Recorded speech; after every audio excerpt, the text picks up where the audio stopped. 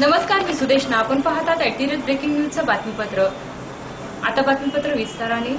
आज शासकीय विश्रामगृह नांदेड येथे 12:30 वाजता शिवसेनेच्या वतीने पत्रकार परिषदेचं आयोजन करण्यात आलं होतं. त्यात शिवसेनेचे संघटन व्हावे, शिवसेनेची ताकद वाढावी याकरिता नेहमी सक्रिय होऊन कार्यकर्त्यांनी काम करावे असे शिवसेनेचे संपर्क प्रमुख बबनराव थोरात म्हणाले. तसेच पत्रकार बाळशास्त्री जांभेकर यांच्या पुण्यतिथी निमित्त सर्व पत्रकारांना पुष्पगुच्छ देऊन सत्कार करण्यात आले.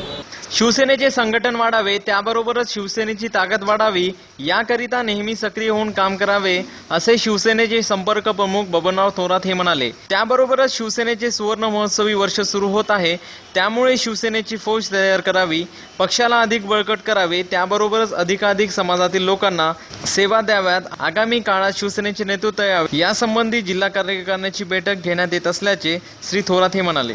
भोकर येथे शिवसेनेच्याच कार्यकर्त्याकडून शिवसेना पदाधिकाऱ्यांचे पुतळे जाळले गेले होते. यासंबंधी विचारले असता श्री थोरात हे म्हणाले की ज्या कार्यकर्त्यांनी हे कृत्य केले आहे तो गेल्या निवडणुकीमध्ये राष्ट्रवादीचा कार्यकर्ता होता. शिवसेना पक्षाकडून त्यास भरपूर संधी देण्यात आली होती, मात्र सदरील कार्यकर्त्याने पक्षाच्या विरोधात कृत्य केले असल्याचे थोरात म्हणाले. त्या कार्यकर्त्यावर लवकरच कारवाई करणार असल्याचेही संपर्क प्रमुख थोरात हे म्हणाले.